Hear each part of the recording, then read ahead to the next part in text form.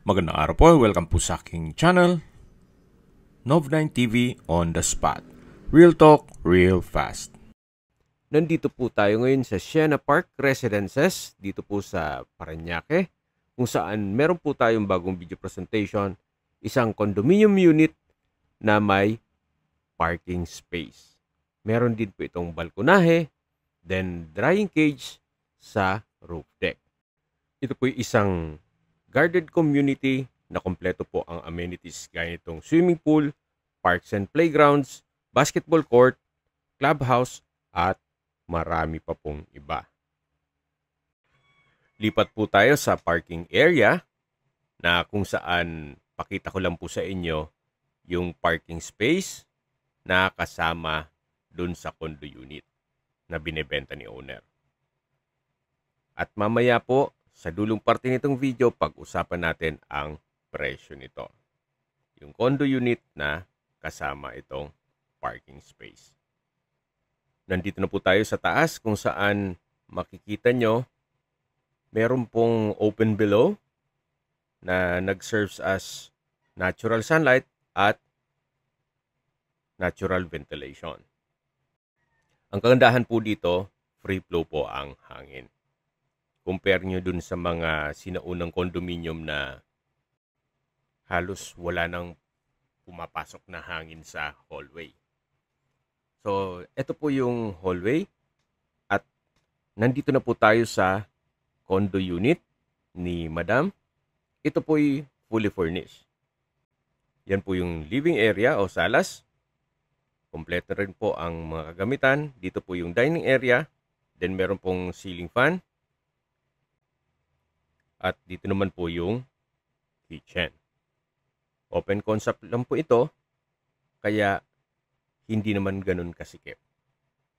So, yan po ulit yung living area. At ito pong condo unit ay meron pong 2 kwarto. Ito po yung main room. Meron na po itong bed frame and mattress. May window type aircon. May ceiling fan. Maayos din po ang pintura ng ceiling at wall. At sa dulo po ay meron pong glass door na papunta naman ito sa balkonahe. Mula naman po dito matatanaw niyo yung mga kabahayan dito sa likod ng condominium. So kabilang subdivision naman po yan. Pwede po kayong maglagay ng coffee table dito. Habang nagkakape-kape, yan ang inyong magiging tanawin. Malaki naman po ang espasyo nito. Balik po ulit tayo sa loob. Yan po, tunghayin nyo po itong main room. Meron na rin po itong wardrobe. At lalabas na po tayo. At yan po yung main door. Dito naman po yung living area o salas. Ito naman po yung second bedroom. Sa spasyo, sakto lang. Hindi naman siya ganun kaliit at hindi naman ganun kalaki. Meron din po itong single na bed frame and mattress. May window type aircon. May ceiling fan. At ito naman po yung common toilet and bath. Maayos naman ang toilet fixtures. May water closet with bidet. At hand basin. So, mula po dito sa toilet and bath, paglabas nyo po, yan po yung living area. Then dito naman po yung kitchen. Meron po itong kitchen countertop.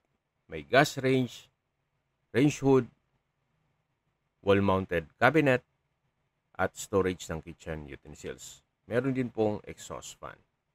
Then may sprinkler. Summarize ko lang po sa mga nag-skip ng video. Ito pong condo unit ay nasa Sienna Park Residences dito sa Parañaque. Malapit lang po ito sa SM Bicutan. Binebenta po ito ni owner na fully furnished at with parking. Meron din pong dry cage sa taas nito. Mamaya po check natin.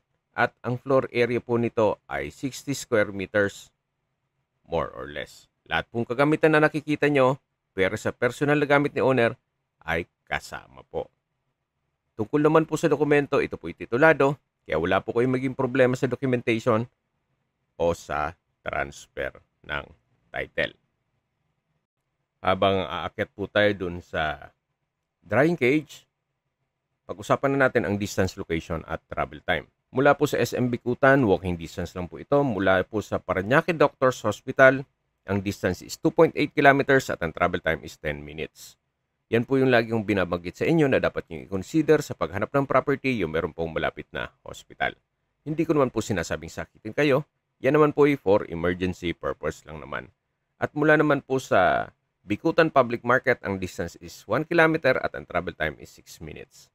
Mula naman po sa Makati, ang distance is 9.8 kilometers at ang travel time is 28 minutes. Mula naman po sa BGC, ang distance is 8.8 kilometers at ang travel time is 23 minutes.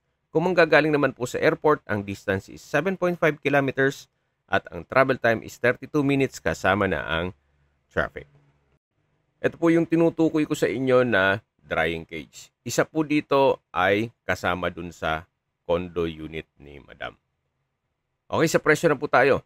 Binebenta po ito ni owner sa halagang 6 million pesos. Kung may mga katanungan po kayo, tawag lang po kayo sa aking numero. At sa mga kababayan naman natin na sa ibang bansa, meron po akong Telegram. Sa mga iPhone user naman, may iMessage. Meron din pong Imo, Skype, Viber at WhatsApp. Same number lang po, 0917-316-3399.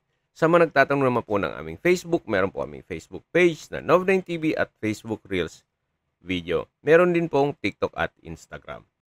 May ibang YouTube channel po tayo na The Nov9TV channel, Nov9TV Listings, at Nov9TV Official. Salamat po sa panonood sa aking mga videos. Ingat po kayo lagi.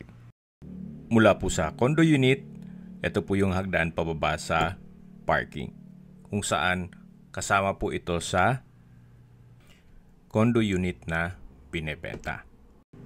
Ito na po mismong may nakaparadang Ford Ranger.